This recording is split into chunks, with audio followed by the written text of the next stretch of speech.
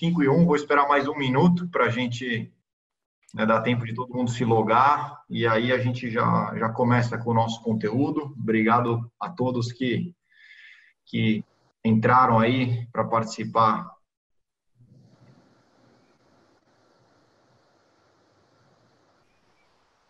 Pronto. Vamos lá, meninas. Então, começando aqui oficialmente o primeiro webinar da Índigo. Meu nome é Cristiano Pinchetti, eu sou CFO internacional da Índigo, sou responsável pelas operações financeiras da Índigo na América Latina, Europa e na Índia. Sou formado em administração de empresas pela FAAP, tenho especialização em finanças pela FEA-USP. Comecei minha carreira trabalhando no Citibank, depois passei vários anos na Monsanto, onde eu me consolidei aí no agro. Depois passei pela Nextel, passei pela Helm e estou aí há quase um ano atuando na Índigo e aprendendo muito sobre tecnologia no agro. Queria agradecer novamente a todos que estão na linha por prestigiar o primeiro webinar da Índigo. Esse é o lançamento de um novo canal. A ideia é que esse seja o primeiro de diversos conteúdos que a gente vai trazer para ajudar o profissional do agronegócio a tomar decisão, especialmente, né, nesse momento que a gente está agora, né, de distanciamento social. Para quem não conhece, a Índigo é uma empresa de tecnologia sediada em Boston. A Índigo foi eleita em 2019 a startup mais inovadora do mundo pela CNBC. A Índigo está no Brasil há 2 anos. A nossa grande missão é ajudar o produtor rural a aumentar a sua rentabilidade e alimentar o planeta de uma forma mais sustentável. No Brasil, a gente atua com tratamento biológico de sementes, nós temos soluções de crédito e trabalhamos muito próximos de produtores, sementeiros e revendas. A nossa atuação é nacional. A gente tem hoje essa iniciativa de webinar com a ideia de nos aproximar de uma forma online do mercado. A gente já tem, né, o offline, nós temos nosso time de campo aí muito próximo dos agricultores, mas dado, né, o Covid-19, o distanciamento social, a nossa responsabilidade, a gente está buscando novos canais para desempenhar a nossa função de uma forma ainda mais efetiva. Esse momento de união, a Índigo acredita que a gente tem que buscar extrair oportunidades mesmo na adversidade, né? Então, a gente está aqui hoje com 2 profissionais do agronegócio renomadas que vão bater um papo com a gente, bem informal, sobre cenário econômico e crédito, tá? As pessoas que vão estar conosco hoje são a Roberta Páfaro, que é diretora de desenvolvimento internacional da América Latina do CME Group, sendo responsável pela gestão de risco, mercado futuro, opções e foco em commodities agrícolas. Ela também é colunista do Canal Rural e Infomoney, membro do World Association of Female Professionals, coautora do livro Mulheres do Agro, uma agritech entusiasta e palestrante do Congresso Mulheres do Agronegócio, o empoderamento feminino. A Roberta é formada em jornalismo pela PUC Campinas, tem um MBA em economia na USP e um MBA em agronegócio pela Exalc. Então, bem-vinda, Roberta. Obrigado por estar com a gente hoje. Nossa segunda convidada é a Ticiane Figueiredo. Ela é advogada e gestora da equipe do consultivo estratégico do agronegócio, voltada para operações estruturadas, barter, crédito e cobrança, contrato. Atua hoje junto à FLC. Ela é advogada, graduada em Direito pela Universidade de São Francisco, especializada em Direito Civil pela Universidade Presbiteriana Mackenzie e com MBA em Agronegócios na Exalc, professora convidada da FECAP, também professora do curso Educandave, né, de Operações Estruturadas em Barter, que é a Associação dos Distribuidores Agropecuários Andave. Ela é membro da Comissão Especial de Agronegócio e Relações Agrárias da OAB de São Paulo e coautora de livros como Direito do Agronegócio, Teoria e Prática e Mulheres do Agro, Inspirações para Vencer Desafios Dentro e Fora da Porteira. Então, bem-vinda, Tice, obrigado por aceitar Obrigada. o nosso convite. Obrigado novamente a todos que estão na linha. Agora eu vou passar a palavra para a Roberta. Roberta, por favor, obrigado novamente. Bem-vindo a todos. Espero que seja aí mais ou menos uma hora de uma conversa bem proveitosa para todo mundo. Cristiano, muito obrigada pelo convite. Uma honra fazer parte desse primeiro webinar da Índigo. Parabéns por todo esse trabalho. Parabéns à Aline também aí que trabalha por trás para colocar esse webinar todo online e a todos os participantes. Bom, gostaria de dizer que, enfim, a gente vive um momento sem precedentes, né, com um efeito na economia global. Nesse primeiro momento, eu queria dar um overview nesse ponto de vista do que eu tenho visto, acompanhado e também acompanhado todos os analistas de mercado. É um momento de cautela que, sem dúvida, cada país adota um plano de retomada e avalia como não deixar a população vulnerável ao coronavírus. Infelizmente, não tem uma fórmula mágica e ainda não temos uma vacina. Então, essa previsão de retomada na economia só deve ser vista a partir do último trimestre de 2020 em alguns países e de uma forma muito lenta. E isso se a gente não tiver um segundo surto de coronavírus na China. Mas aí a gente fala um pouquinho mais sobre isso adiante. Nos Estados Unidos, como a gente sabe, é uma das economias mais importantes do mundo também, e detalhe, ainda em um ano de eleição, o desemprego atingiu o segundo maior índice desde 1970. Entre 15 de março e 18 de abril, foram mais de 26 milhões de pessoas que deram entrada ao seguro-desemprego. Então, é só para a gente ter uma ideia nesse impacto da economia dentro dos Estados Unidos, que é praticamente, quando a gente fala Estados Unidos, é um país que é consumidor. E se não tem o consumo, você está trabalhando com oferta e demanda e, consequentemente, isso afeta não só dentro do país, mas também a economia geral. Então, esses dados só apontam que assim, a gente está muito longe de um equilíbrio. E no Brasil, são vários desafios ao mesmo tempo. Econômico, lógico, a gente vê economistas dos principais bancos do país que já estimam uma contração de 4,5% no PIB de 2020, devido ao choque negativo de oferta e demanda no país por causa do coronavírus. A gente vive um segundo ponto, que é a política, que a gente vive um problema de uma falta de liderança, de uma falta de comunicação do governo com estados diante de uma pandemia, do que deve ser feito, do que não, quais são as medidas adotadas. Então, não existe algo, não é muito claro essa mensagem para a população. E isso, consequentemente, afeta o mercado. Como a gente acompanhou hoje, a possível saída do ministro o Moro, como teve impacto direto no mercado, que a gente viu que o Ibovespa desvalorizou, real desvalorizou novamente. Então, como que toda essa questão política tem um peso muito forte dentro da economia do país, dentro do mercado e também dessa retomada na econômica e atualmente com o coronavírus.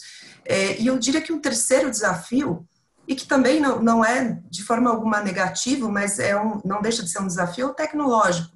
A gente viu que nesse momento teve uma migração, todas as empresas acabaram migrando obrigatoriamente por causa da quarentena para um home office, então trabalhar de casa. Para algumas foi um desafio, por exemplo, o comércio teve que se adaptar ao comércio online, do dia para a noite. Quem não se adaptou a isso sofreu e está sofrendo com desemprego, está sofrendo para conseguir manter a empresa. Então, teve uma reversão muito grande nesse sentido, dessa adaptação de empresas que agora estão entendendo que o home office funciona muito bem. Então, será que a gente não vai ter um impacto no mercado imobiliário daqui a um tempo? Então, assim, são alguns pontos para a gente avaliar essa mudança, essa vinda da tecnologia de uma forma acelerada, que a gente já estava num processo, mas isso veio de uma forma acelerada e, consequentemente, vai ter um impacto na economia. Pode ser que, num primeiro momento, não seja positivo, mas eu acredito que, a longo prazo, isso vai ser algo extremamente vai trazer muita mais eficiência para todos os mercados, inclusive para o agronegócio. Então, como a gente sempre vê o agro, eu sempre digo que o agro é a locomotiva do nosso país e provou nesse momento crítico da pandemia que realmente foi o que reforçou o nosso país, o que levou adiante. Então, a gente teve exemplo no abastecimento, não tivemos nenhum problema de abastecimento, como a gente teve no passado, que teve a greve dos caminhoneiros, e foi terrível para todos nós, porque a gente teve falta de produtos em todas as áreas, supermercado. Nesse momento da pandemia, o agro segurou muito bem, graças a toda a questão logística, essa organização, ao apoio do governo também, a ministra Tereza Cristina, que está acompanhando e sempre tentando trazer, atender essa necessidade. Então, assim, o agro manteve o país e está mantendo ainda nesse momento de quarentena, nesse momento de dificuldade. E com relação às exportações também, as exportações tiveram níveis recordes. Então, de acordo com o próprio o Ministério da Agricultura, a exportação de produtos agrícolas no primeiro trimestre de 2020 totalizou em 21,5 bilhões de reais, um saldo positivo na balança comercial de 18 bilhões no mês de março. Então, só o complexo de soja representou 28% aí nesse volume. Então, 28% de exportações da soja. Carnes representou 13% e o açúcar 49%. Então, a gente vê que o setor de exportação é um setor que foi puxado também pela retomada da China, que a China foi a primeira que passou por esse surto de coronavírus e aos poucos foi se recuperando, e aí é o que eu falei lá antes, há um alerta muito grande, se a China tiver esse segundo surto de coronavírus, a gente pode ter um choque na demanda novamente, e aí a gente tem que acompanhar como isso vai afetar não só as exportações aqui do Brasil para a China, mas também um segundo ponto, que é a própria guerra comercial, que os Estados Unidos e a China chegaram nesse primeiro acordo, essa primeira fase, e eles se comprometeram a comprar produtos dos Estados Unidos, e produtos agrícolas, incluindo soja.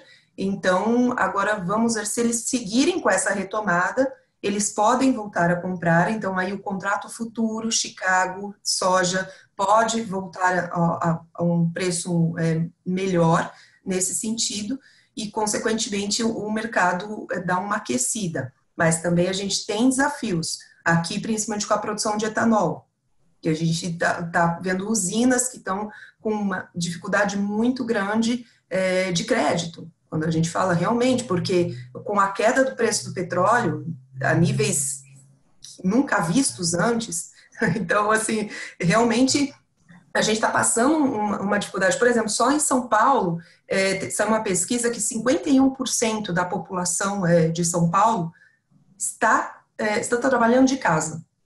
Então, quer dizer, 51%, você pensa, você tirou metade da população que não está usando transporte público, que não está usando carro. Então, assim, o consumo de combustível caiu absurdamente. Então, eu mesma, se eu for falar para vocês, eu abastecia meu carro uma vez por semana. Isso porque eu não ando muito com ele, mas abastecia uma vez por semana. Agora eu acho que eu nem lembro, faz mais de um mês que eu não abasteço, que meu carro está parado. Então, assim, se a gente olhar e começar a entender essa mudança, a gente começa a checar como que isso pode se reverter no setor. Então, a curto prazo, por exemplo, a curto prazo, o produtor se beneficiou da desvalorização do real. Quando ele exportou em dólar, mas ele recebeu mais reais por dólar. Então, para ele teve, por exemplo, a saca de soja chegou aí a 100 reais. Então, para ele se beneficiou mesmo com a queda do contrato de futuro de Chicago, ele se beneficiou com o preço interno. Mas isso, a longo prazo, pode não ser sustentável. Então, agora é o momento que se ele tem esse fluxo de caixa, é o momento dele parar e pensar, ok, eu me beneficiei com o dólar me beneficiou na receita, mas agora os meus custos, como que eu vou trabalhar os meus custos para a próxima safra? Esses custos são dolarizados? Insumo, fertilizante, qual que é o impacto disso, quanto eu vou gastar, para manter essa produtividade e também seguir adiante e olhar um pouco essa gestão. Então, se eu pudesse resumir uma palavra, Cristiano, seria planejamento. Acho que agora é uma hora do produtor planejar. Bacana. Roberta, super obrigado. Queria complementar uma coisa do início da nossa conversa que eu não coloquei para a audiência, é o seguinte, a gente vai abrir, após a explanação das nossas convidadas, para perguntas, ok? Então, por favor, guardem as suas perguntas e fiquem à vontade para mandar pelo nosso chat, que a gente vai tentar responder tudo dentro do possível. Tice, agora a bola está com você, vai lá. Bom, obrigada aí, Cristiano. Eu acho interessante que a Rô fez um overview muito bom aí sobre mercado e principalmente citando aí a questão do dólar e do real, né? E aí eu queria falar então um pouco sobre o barter, né? Que a gente sempre fala do barter. Por quê? Porque ele é uma ótima ferramenta de mitigação de risco nesse cenário de volatilidade, né? Quando a gente trabalha barter, a gente está trabalhando operação futura. E é interessante pensar que a nível de Brasil, né, uma pesquisa aí da Andav, que é a Associação dos Distribuidores de Insumos Agropecuários, a pesquisa de 2018, a nível de exemplo, né, ela já mostrava que mais de 60% dos associados, ou seja, da revenda, da distribuição, fazia já barter, né? E desses 60%, a operação de barter representava mais de 50% do seu faturamento. Então, o barter tem uma grande representatividade aí no agro. E às vezes a gente fica usando esse termo, né? Talvez aí um pouco indo para o juridiquês e tudo mais. E no campo, às vezes a gente chega para o produtor e fala: você faz barter? Ele, não faço não. Você faz troca? Ah, troca eu faço. Isso aí meu pai fazia troca, né? Então, por quê? Porque todo mundo conhece o barter como troca, né? Alguns até chamam de escambo aí, permuta. Então, para quem não conhece aí dos nossos convidados, o barter é uma operação na qual se troca parte da produção futura por insumos necessários para o fomento da lavoura presente, né? Então, o barter ele é um tipo de financiamento, né? Ele está aí dentro do rol de abertura de crédito, já que é disso que a gente está falando aí, né? Do cenário do crédito. E por que o barter ele é tão interessante, principalmente pensando aí nesses cenários futuros de incertezas, de volatilidade? Porque ele não é só um financiamento, ele não é só uma abertura de crédito. O barter ele é um mitigador de risco, de custo de produção e de valor da commodity. Então, ele trava as duas pontas para o produtor rural, né? Ele trava aí o custo do insumo e ele também vai travar o preço do grão. Então, você tem uma previsibilidade e dentro desses cenários aí é interessante a gente ter uma previsibilidade, ainda que seja uma trava em moeda estrangeira, né? Que agora nesse cenário aí de Covid traz uma certa... é interessante para alguns produtores, né? Então, no final do dia, o barter ele acaba sendo uma ótima ferramenta de gerenciamento de risco, né? Porque com ele, como a nossa moeda nessa operação é o grão, né? É a produção, é o gado, enfim, a gente está fazendo o que a gente chama de hedge natural, né? Então, se a Rô traz aí alternativas de hedge, né, na bolsa, né, com o barter, em determinada ponta do barter, a gente já faz o hedge natural e o restante a gente pode travar e trabalhar em bolsa, né? E um fato interessante, né, coincidentemente ou não, o nosso webinar, sendo hoje, saiu aí uma reportagem interessante na Valor Econômico falando, né, que apesar das turbulências geradas pela pandemia aí do coronavírus, né, e muita gente especulando, não, vai parar a concessão de crédito, o Brasil vai parar, né, acabou o mundo aí, e essa campanha constante, né, o agro não para, porque o agro não parou, né, literalmente, e inclusive pensando aí em crédito e pensando em operações de barter, as operações continuaram fluindo e inclusive tiveram um aumento considerável, né? Por quê? Porque muita gente aproveitou esse aquecimento aí do mercado para o bem ou para o mal, não vou nem ponderar aí essas questões, mas antecipou muitos negócios, né? E é interessante isso porque a gente tem a safrinha basicamente toda negociada já, o verão 2021 também quase todo trabalhado em operação, né? Todo lastreado.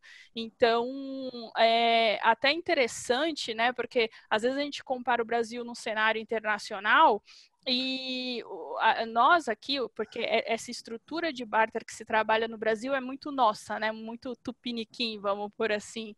E a gente já trabalha muito o futuro de uma forma muito boa, né? Então eu acho que esse nosso know-how de trabalhar barter é o que está nos facilitando continuar operações aí de grãos, enfim, operações de crédito dentro desse cenário aí de incertezas, né?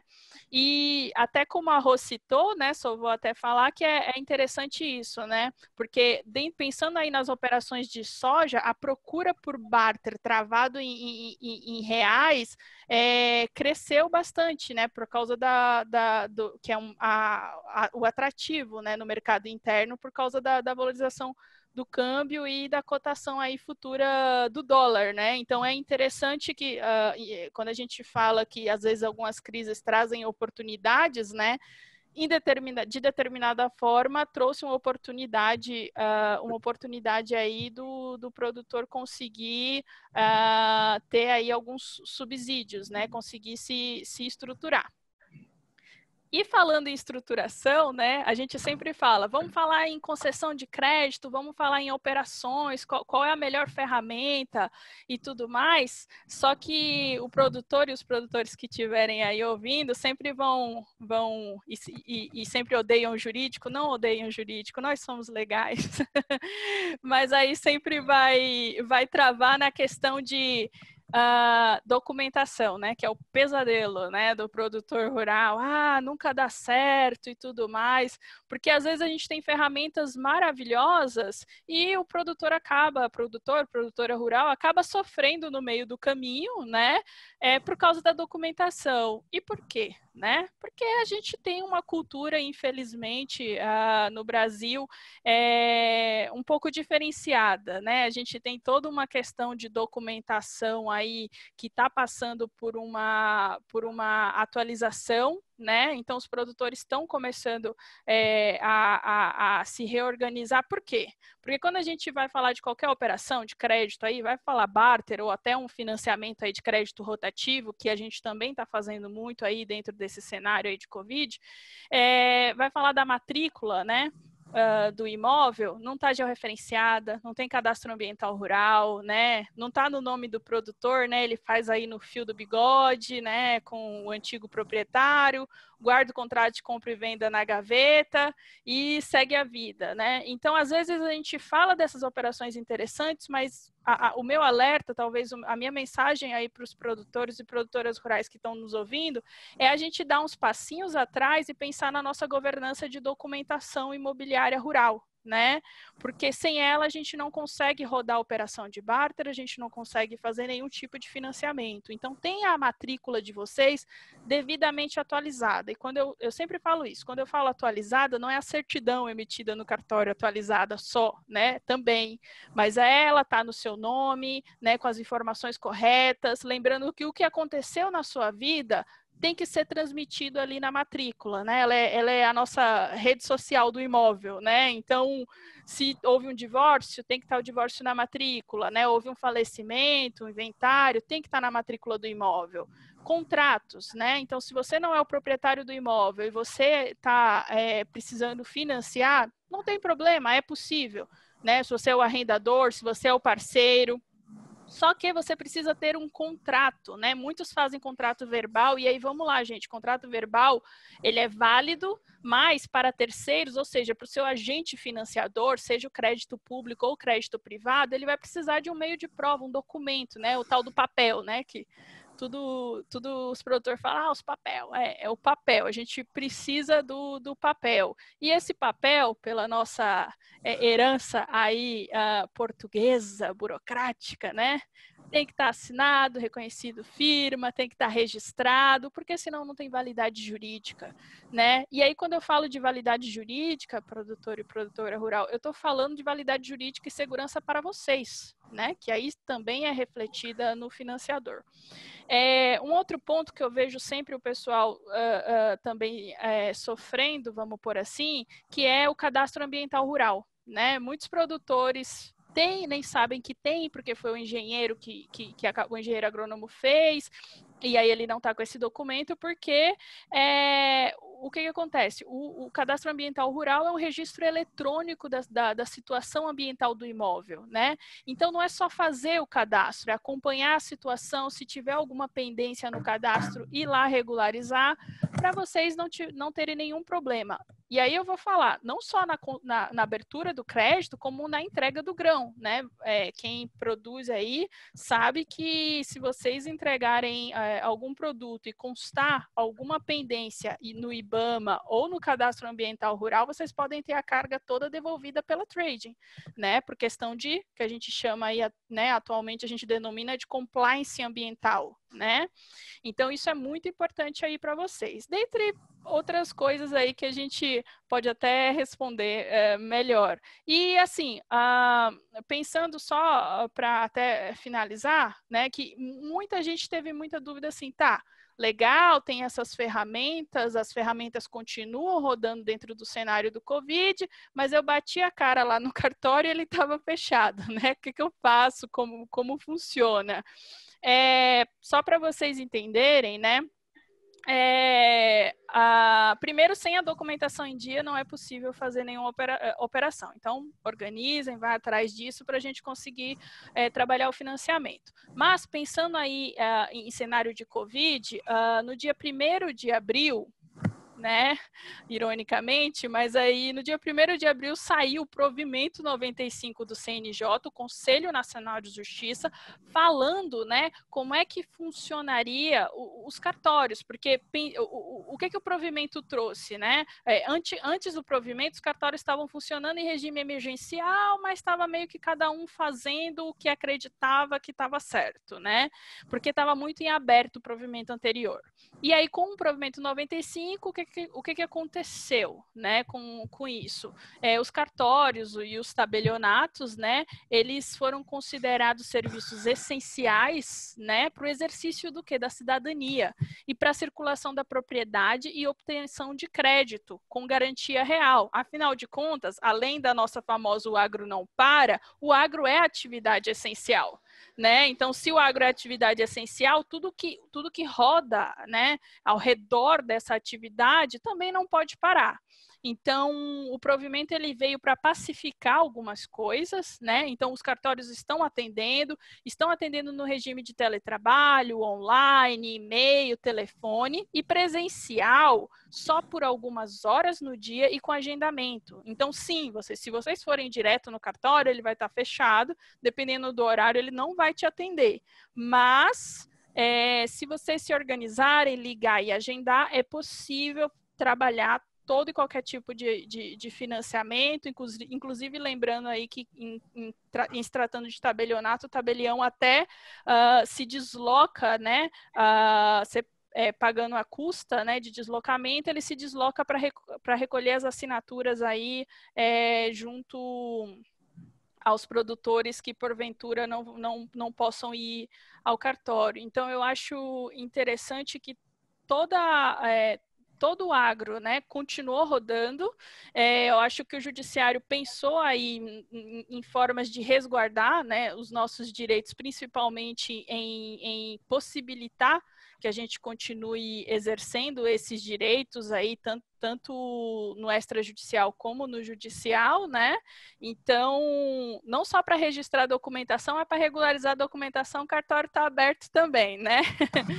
Então, acho que era mais ou menos isso que eu queria falar aí para vocês. Excelente, Tici, super obrigado de novo por participar com a gente, por dividir aí a atualização do que está rolando nesse cenário novo que a gente está vivendo. Agora, pessoal, a gente está recebendo algumas perguntas. Obrigado aos que estão mandando perguntas. Nós vamos nos organizar aqui para tentar coordenar as respostas, tá bom? Então, pulando aqui para a próxima parte do nosso bate-papo, a primeira pergunta que eu tenho aqui, Roberta, acho que você pode nos ajudar. Como o mercado financeiro está olhando para o crédito agrícola da safra 2021 no cenário atual? Na verdade, a gente tem vários desafios. Então, se a gente olhar pela perspectiva do produtor, o produtor que está aqui, que está acompanhando a gente, como que ele vai avaliar? A gente tem esse plano safra, que até a própria ministra falou que vai tentar adiantar esse plano safra diante de todas essas dificuldades do Covid, mas ela disse que esse plano safra, ele é voltado para o pequeno e médio produtor. Ela reforçou isso, inclusive, em uma das entrevistas que ela deu, que o grande produtor, ele pode ir direto acessar o mercado. Qual que é acessar o mercado? É fazer o hedge, é realmente implementar essa política de gestão de risco dentro da empresa. E isso vai em linha do que a Tice falou. A gente precisa regularizar. O produtor precisa entender que a empresa dele, independente do tamanho, de ser uma empresa familiar, se ele tiver uma possibilidade de se reunir num cooperativismo e otimizar isso, e se organizar nesse cooperativismo, ele vai alavancar o poder de compra dele, de insumos agrícolas, ele vai alavancar também essa possibilidade de entrar no mercado. Então, como você entrar no mercado? Você pode vender a sua safra através de um contrato futuro. Você pode comprar opções que a gente fala de seguro de safra, então de ter uma possibilidade da alta, de participar da alta. Você está vendendo agora, está fechando um contrato de barter, como a Tice explicou, essa troca, você está fechando ali o seu preço da soja a R$100 por saca. Mas se essa soja lá na frente chegar a 110, se ela chegar a 110, você pode participar desses 10 reais de diferença se você comprar um seguro de participação na alta. Então, assim, existem várias ferramentas do mercado que o produtor precisa sempre olhar. O câmbio, ele precisa olhar o preço interno no Brasil, quando a gente fala do prêmio, que a gente fala que é esse desconto, o desconto é ágil ou deságil do preço de Chicago, então que isso reflete muito a logística aqui dentro, esse custo de logística, de onde vai se locomover a soja, se vai de lá de Sorriso até Paranaguá, então isso tem um custo maior. Então esse ágil e deságil, que a gente fala de prêmio interno, e a gente fala também da soja Chicago. Então, o produtor tem sempre que estar atento a esses três pontos. Então, o prêmio, o valor interno, o mercado aqui que está sendo negociado, o valor Chicago e também o dólar. Então, dentro da estratégia dele, da empresa dele, qual que ele vai ter mais dificuldade em gerenciar? Qual que ele vê o maior risco? Então, ali ele tem que se proteger.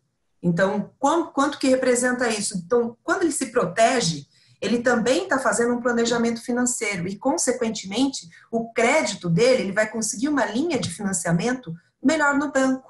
Porque se ele tiver toda a documentação, que nem a Tice explicou agora há pouco, ele tem uma documentação, ele tem um planejamento financeiro, até com a própria Índigo, se ele for negociar com vocês e eles tiverem tudo certinho, apresentar toda a documentação, esse planejamento, essa gestão financeira, ele consegue alavancar as compras dele, consegue alavancar os negócios dele, aumentar em produtividade, melhorar a tecnologia e não ficar tão dependente de um crédito, de um plano safra, por exemplo, do governo, não ficar dependente de, eu vou conseguir esse crédito com o banco ou não vou. Então, existem estratégias que o produtor pode olhar e melhorar isso dentro do dia a dia dele.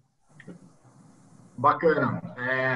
Aproveitar o gancho do que você colocou, Roberta, eu acho que, assim, dentro desse cenário, né, de Covid, de vários setores da economia parados, também acho que existem aí duas formas de olhar para o que está acontecendo para a gente no agro, né?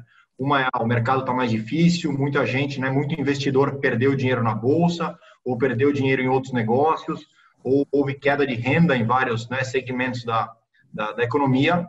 Entretanto, digamos, para o investidor capitalizado, né, que ainda tem gente com dinheiro, com certeza, quais são as opções que ele tem, né? Onde que ele consegue alocar recurso hoje com, digamos, um risco controlado e uma rentabilidade interessante?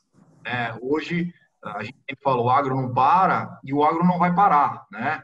A gente, né, o nosso negócio, ele não está linkado ao que está acontecendo hoje, digamos, na sociedade, mas sim a clima e necessidade de alimento. Então, se o clima ajudar e a necessidade das pessoas comerem existir, e essas duas coisas não mudar por causa de vírus, é um dos segmentos onde o investidor pode alocar recurso, né, tirando por exemplo, né, setores como turismo, varejo e tal, que estão super impactados, ele olha e fala, onde eu posso alocar dinheiro?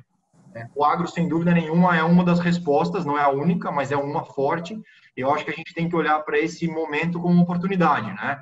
Então, eu acho que sim, nós, né, membros aí do agro, temos que nos organizar para trazer oportunidades do investidor investir, né? Trazer veículos para o cara poder colocar lá o recurso dele e ter a rentabilidade de uma forma estruturada e segura. Então, acho que apesar, né, de ser um cenário super novo, super difícil, ele é sim um momento de oportunidade para todo mundo que está dentro desse negócio. Acho que tem reflexão. Não sei se você quer comentar alguma coisa, Roberto. Não, ótima colocação. Contanto que a gente tem dentro do mercado de capitais, agora a gente tem o CRA, que é uma das possibilidades também para quem quiser investir no mercado de commodities. Então, assim, nos Estados Unidos, existe uma tendência muito grande, os fundos de investimento, os bancos, eles operam commodities, porque eles entendem que é um mercado que pode trazer retorno e, consequentemente, isso também trazer possibilidades dentro do mercado.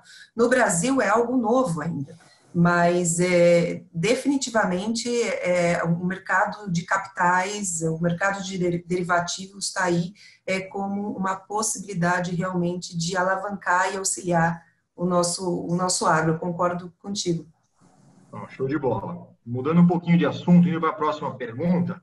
Obrigado, aliás, para os participantes aí que estão mandando perguntas bem bacanas aí para ajudar a gente a enriquecer o conteúdo. Sim. As casas da agricultura estão atendendo quem quer regularizar o CAR, ITR, etc., nesse momento? Então, o que acontece? O cadastro ambiental rural é direto nas secretarias do meio ambiente, né? A gente está conseguindo contato normal, mas tudo teletrabalho, então algumas coisas são reduzidas. É interessante lembrar que o cadastro ambiental, todo o manejo e regularização é dentro da própria plataforma car.gov, então ele já é online por natureza, né? Aí desde o código mesmo. Com relação a algumas demandas específicas, se for, né, precisar do auxílio da Secretaria do Meio Ambiente, dependendo aí do município, eles estão atendendo via e-mail, por telefone, mas o atendimento está reduzido, então há uma certa morosidade nisso, mas dá para regularizar o CAR ou pelo menos implementar, né, na plataforma as informações, normalmente porque o CAR ele já é online por natureza. Show de bola. Obrigado, Tissi. Próxima pergunta aqui que a nossa audiência mandou. Roberto, qual a interferência da cotação do barril do petróleo nos contratos futuros, nos contratos do agro, né? E como isso impacta, né, na precificação no Brasil aqui de commodity agrícola? Bom, vamos lá. Se a gente pensar do preço do petróleo, que realmente a gente teve um colapso por diversos motivos. Então, um deles que a gente viu terça-feira agora, que foi negociado pela primeira vez na vida com preços negativos. O porquê que isso aconteceu? Na verdade, a gente tinha produtores que estavam comprados no contrato, quando eles quiseram liquidar essa posição, que era o vencimento do próximo contrato para maio, que vencia nessa terça-feira. Quando eles tiveram que sair dessa posição, eles tinham que vender, e como os valores despencaram, por quê? Porque a região ali do Texas, onde eles têm todo o armazenamento de petróleo, com a questão do coronavírus, nos Estados Unidos tem um aumento muito grande de fluxo de veículos agora, e com relação à pandemia parou tudo também, né? Mas a demanda caiu drasticamente, assim, contanto que até a produção de etanol de milho teve uma queda de 60%. Então, consequentemente, isso afetou o petróleo. A gente teve o contrato de petróleo dentro do CME é um contrato de entrega física. Então, como ele é de entrega física, essa possibilidade, muitos produtores, muitos que estavam expostos no mercado quiseram fazer essa entrega física, só que não tinha mais lugar para armazenar. O Texas está lotado de petróleo, porque teve a questão da Rússia também, que a gente viu com a Arábia Saudita, que teve essa guerra que a OPEC estava tentando administrar isso para ter uma queda na produção de petróleo. Então, a gente teve muito petróleo, não tinha mais onde armazenar, e aí, consequentemente, a gente teve esse problema com a queda drástica nos preços e um preço até negociado negativo pela primeira vez. E você fala, Roberta, o que isso impacta? Está completamente correlacionado. Primeiro, o etanol de milho, que é produzido nos Estados Unidos. Nos Estados Unidos, eles têm uma regulamentação que só 10% da gasolina que eles precisam incluir álcool. No Brasil, a gente tem uma regulamentação que é 23%, se eu não me engano, por cento. E aí, então, para a gente já tem uma demanda maior de álcool. Nos Estados Unidos, eles não têm. E eles produzem praticamente 40% de toda a produção de milho deles vai para a produção de etanol de milho. Então, aí você vê o impacto correlacionado com a agricultura. Então, o milho, que era destinado para a produção de etanol de milho, deve ter uma demanda mais baixa por conta desse primeiro momento, principalmente, e aí por conta do combustível que não tem essa demanda. Voltando para o Brasil, a gente vê também o mesmo problema. Aqui, a gente tem indústrias de etanol de cana, a gente tem etanol de milho também no Mato Grosso. Então, o que está acontecendo? O milho pode sofrer um impacto nos preços aí. Então, pode ser que tenha uma demanda maior, se a gente voltar às atividades, isso pode realmente retomar o valor. Mas a gente tem o biodiesel também, que é a produção de soja, então, através da soja, então, que também deve ser impactado. Num primeiro momento, a gente tem a logística em si, que vai ter um custo mais baixo, sinceramente, pela questão do impacto do petróleo. Mas isso não é sustentável para a cadeia, se a gente pensa na cadeia, nas usinas de etanol de milho, nas usinas de etanol de cana. Então, contanto que já tem muitas usinas no Centro-Sul que estão convertendo, até a Terreosa anunciou ontem, que vai produzir muito mais açúcar do que etanol esse ano, que já tem essa conversão. Mas e aí? A gente vai ter essa demanda para açúcar também? Então, realmente é um momento, de novo, Cristiano, que eu digo, e que até a Tice falou de documentação, é planejamento, porque a gente tem toda uma indústria, está toda correlacionada com os preços internacionais também, a gente está sofrendo esse impacto pela baixa demanda, mas a gente pode ter uma retomada, mas essa retomada não vai ser tão breve quanto a gente espera. Então, é um momento realmente de planejar. Aproveitar o gancho do que você falou, Roberta, uma pergunta minha para entender. Você vê, em breve, você vê um impacto também no preço de insumo químico que é baseado em petróleo, uma oportunidade aí para o agricultor, não? Sem dúvida, porque o próprio insumo, ele demanda energia, né? Então, o custo da energia está caindo. Consequentemente, o custo do insumo pode cair. Mas isso é sustentável? Entendi. Então, assim, até que ponto é sustentável? Porque a gente está vendo nos Estados Unidos que pode já ter essa retomada. Então, os preços, se a gente acompanhar os preços do petróleo, eles já estão aos poucos retomando. Porque tem, de novo, hoje com essa questão do Irã com os Estados Unidos, então, essa possível disputa novamente. Então, a gente tem uns aspectos políticos e aspectos de oferta e demanda. Então, a gente tem que ficar atento o que pode influenciar e, consequentemente, isso trazer essa mudança de preço. Show de bola. Obrigado, Roberta. Indo para a próxima pergunta, surgiram algumas perguntas do mesmo tema, eu vou tentar combinar elas. Tice, essa vai para você, relacionadas à RJ, tá?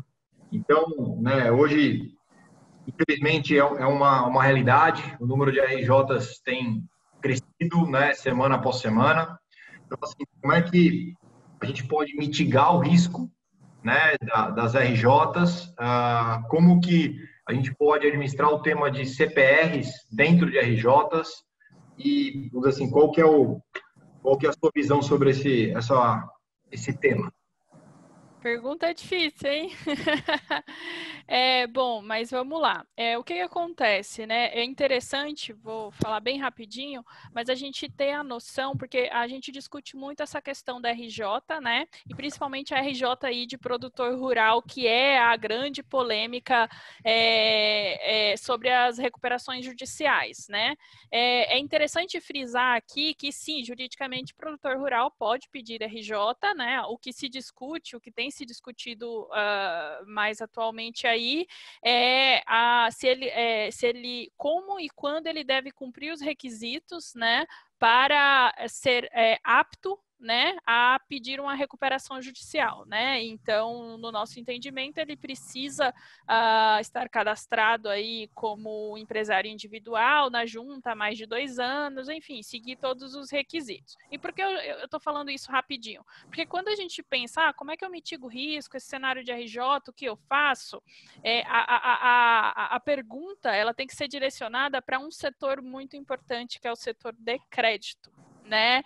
É na análise de crédito que a gente vai começar essa mitigação, porque quando você está no crédito, você precisa olhar quem é o cliente que está trabalhando com você, né? Ele é um produtor rural, como é que está a governança dele, como é que ele está estruturado, está pensando em sucessão, enfim, todos esses fatores já nos ajudam a mapear se ele tem, óbvio que não é uma resposta, né, definitiva, mas dá para mapear se ele tem fôlego para trabalhar no mercado, né? A gente sempre discute aí até uma frase aí do nosso livro, né, Rô, que o agro não é para amadores, e não é mesmo, né? Então, tipo assim, já que não é para amadores, então o pessoal precisa se profissionalizar. Então, ultimamente, o produtor rural está se profissionalizando muito. O que está acontecendo com o cenário das recuperações judiciais, né, é esse primeiro ponto, um aumento significativo de recuperação judicial de produtor rural, ou seja, de pessoa física, que é alarmante, é preocupante, principalmente que na visão do crédito a gente olha de forma diferenciada a pessoa física da pessoa jurídica, né? Então, eu vou olhar aí para uma empresa, para uma fazenda Joãozinho Limitada de uma forma diferenciada que eu estou olhando aí para o IR, né? Entre IR e balanço, né? Falando aí na linguagem do crédito. Então, eu vou olhar fatores de riscos diferenciados. Então, a primeira questão de mitigação ela vai estar na análise do crédito.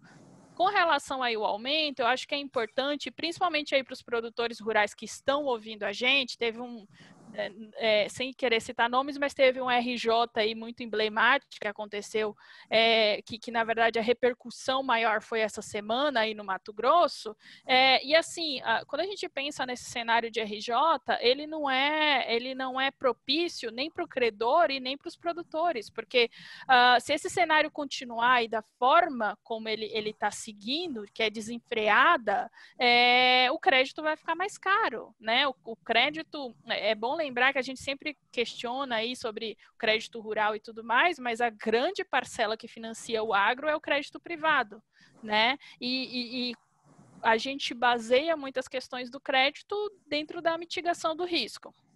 E a nossa maior preocupação são alguns, não sei se chamar de player é bom, mas alguns players aí do mercado que estão vendendo recuperação judicial como uma forma de reorganização do financeiro. E isso, pensando aí, né, enquanto um membro da comissão da OAB, esses advogados que estão fazendo isso aí é um tanto antiético, né, inclusive passível de ser caçados aí perante a OAB, porque a RJ ela não tem essa função, né? A recuperação judicial ela tem uma função de dar se a gente puder falar, dar um fôlego, né, para a pessoa se recuperar, pensando aí na preservação dos empregos, na preservação do negócio, que é sim muito importante, e não uma forma de renegociar a dívida. Então, eu acho que o preocupante é como está sendo desenfreado, talvez o judiciário não está, pela falta de know-how, né, do funcionamento aí do agro, não está se atentando para isso. Então, acho que resumindo, né, é no crédito, é na concessão de crédito, na abertura de crédito que a gente consegue mitigar esses fatores, fazendo um background checking, analisando todas as questões aí do produtor rural, e a segunda forma é na concessão do crédito, a análise e concessão do crédito no sentido das garantias aí que a gente está usando, né, vamos dizer. Sim. Excelente, Tice, super obrigado. Novamente aqui vou tentar condensar várias perguntas em uma, Roberta, para tentar atender aí a demanda de todo mundo. Bom, diante do cenário, né, incerto e novo que a gente vive hoje, como que a gestão de risco pode minimizar essas incertezas? Junto. Qual é a expectativa aí de liberação de recursos de crédito rural? Se você tem alguma informação nesse sentido. E qual a visão em relação a negócios em reais versus dólar? Essa última eu achei a mais desafiadora, mas aí para você comentar um pouquinho esses 3 tópicos, brevemente, se puder, por favor. Vamos lá, a gestão de risco, ela pode ser uma aliada. Muita gente fala, nossa, é difícil entrar no mercado, eu não entendo, é uma ferramenta difícil. Mas, assim, como produtor, se ele não está fazendo nenhum tipo de mitigação de risco, ele está especulando, que é o que ele tem horror. Então, vale a gente pensar que hoje a gente tem várias ferramentas que pode aprender, que você pode estudar, que você pode entender o mercado. Então, por exemplo, hoje você está começando a plantar o teu milho. Você vai olhar na B3. Você olhou o milho agora. O milho está num preço bom? Está um preço interessante para você na sua região, para você travar, fazer essa venda do milho na bolsa, no mercado futuro? Vende esse milho no mercado futuro, garante esse preço.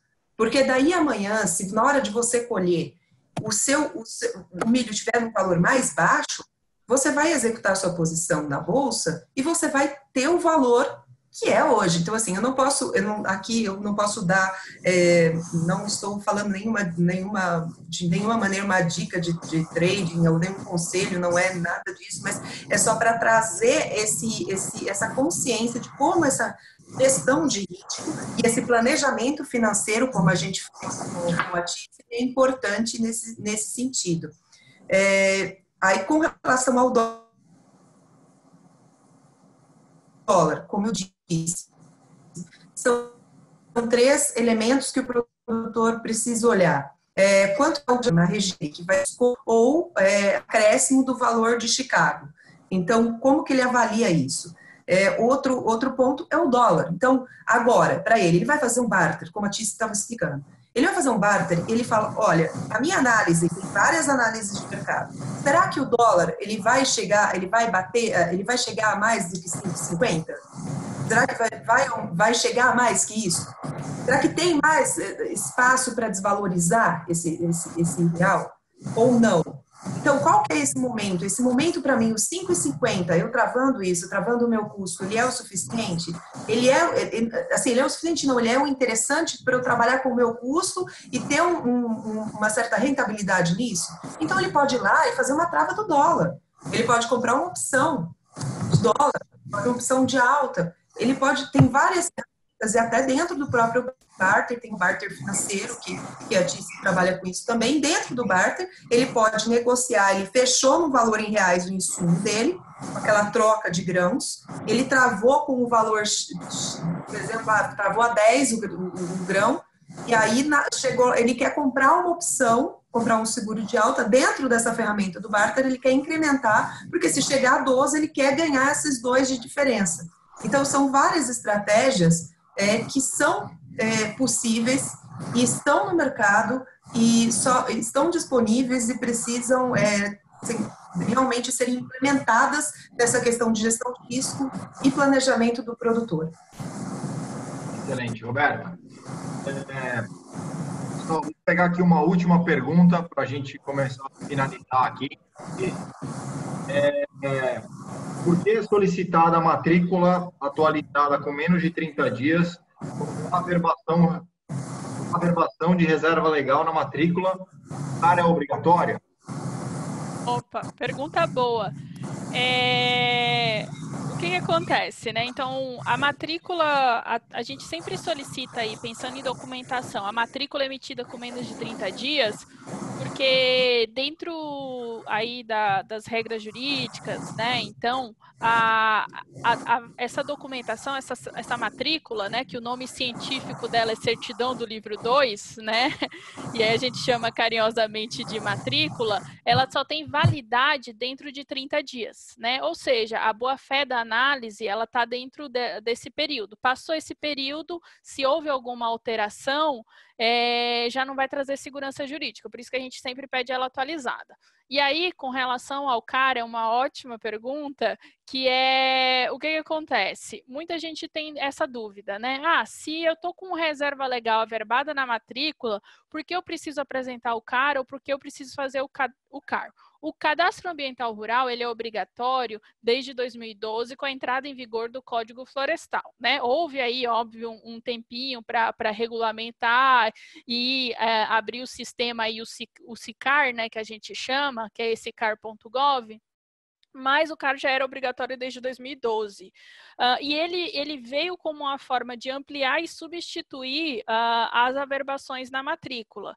Então, mesmo que o produtor e produtora rural tenha um imóvel que tem uma averbação na matrícula, a informação do CAR é a que vai ter uma validade jurídica, ela vai se sobrepor à informação da matrícula por lei. Tá? Então, aí não é Tiziane falando, é a legislação federal, é o Código Florestal, né? Então, por isso que a gente sempre pede o cadastro ambiental rural e até a gente sempre pede o que a gente chama de recibo, né? Que é o que tem a maior informação, porque online a gente consulta o demonstrativo, que é a situação, né? Como o cadastro é todo eletrônico aí, na modernidade, né? Todo online, a gente consegue, qualquer hora do dia, consultar a situação daquele imóvel. Isso é uma questão bem interessante e bem disruptiva, né? Então, a gente está falando das alterações aí, inovações na era do Covid, né? Mas a gente já tinha aí uma questão interessante, que é o CAR ser online, desde a previsão do CAR ser online desde 2012, mas ele entrou mais ou menos em 2014 mesmo com o SICAR. Então, é por isso, né? O CAR, ele vai sobrepor a informação que está na matrícula, tá? Só ambiental. Tá, e confirmando aqui, esses documentos são possível conseguir eles hoje, mesmo com o distanciamento social e a quarentena, os cartórios conseguem gerar esse documento, né? Uma pergunta aqui. Sim, conseguem gerar e algumas certidões, inclusive, a gente gera online mesmo, tá? Então, elas têm valor, são certidões online com valor aí de fé pública. Bom, Tiziane e Roberta, muito, muito, muito obrigado em nome da Índigo, em nome de todo mundo que está aí. A todos que atenderam nosso primeiro reunião online aqui. Vou começar a enterrar aqui dentro do horário, para não ficar uma coisa curta. Eu queria pedir para todo mundo que participou dar o seu feedback, fazer sugestão de temas, né, sugestão de assuntos, de palestrantes, né, pessoas que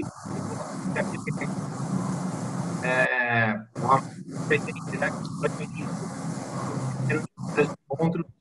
Então, por favor, nos ajudem a construir isso da forma mais interativa e mais construtiva, né, com valor agregado para todo mundo. Obrigado a todo mundo. E por aqui a gente termina hoje. Tice, Roberta, show de bola. Tchau, pessoal. Muito obrigada aí pela oportunidade. Muito obrigada por passar um tempinho aí com vocês e a gente segue à disposição e parabéns pela iniciativa. Muito obrigada. Obrigado a vocês. Show de bola. A todos que estão na linha, muito obrigado e até o próximo.